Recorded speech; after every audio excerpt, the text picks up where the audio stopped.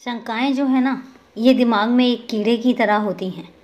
जैसे दीमक गेहूँ को खा जाता है ना, इसी तरीके से अगर हमारे दिमाग में कभी कोई शंका चल रही है, तो वो हमारे दिमाग को पूरे तरीके से घुन की तरह, गेहूँ की तरह खा जाती है।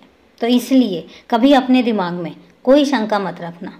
अगर तुम्हारा कोई बहुत करीबी है और तुम्हारे कोई अपने हैं और अगर उनकी कोई बात तुम्हें बुरी लगी है, तो जाकर बेबाक उनको कह दो। उनसे अपने मन की बात कहो, क्योंकि रिश्ते ज़रूरी हैं, ना कि आपस की छोटी मोटी तकरार, ना कि आपस के मनमुटाव। अगर तुम्हें कोई बात गलत लगी है तो तुम कह दो, और अगर तुमसे कभी कोई कुछ गलत हुआ है तो उनको आकर कहने दो और तुम सुनो। और अगर तुम्हें लगता है कि सच में वो गलती तुमसे हुई है, तो बहुत नम्रता के साथ माफ़ी मांग लो। माफ़ी मांगने से कभी कोई छोटा नहीं हो जाता।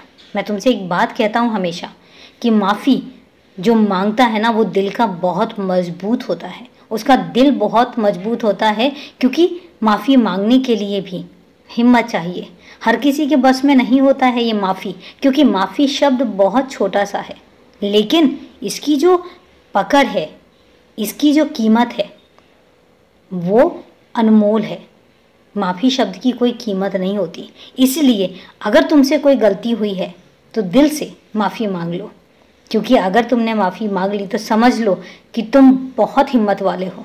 बहुत हिम्मत की ज़रूरत होती है ये शब्द बोलने के लिए और दिल से बोलने के लिए।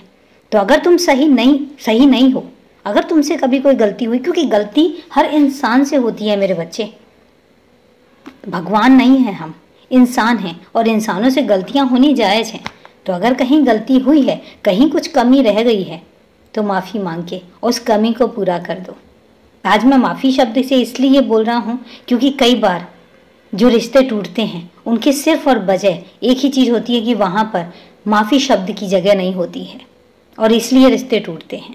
तो तुम रिश्तों को कभी मत टूटने देना, संभाल कर रखना। खुश रहो, सदा खुश रहो।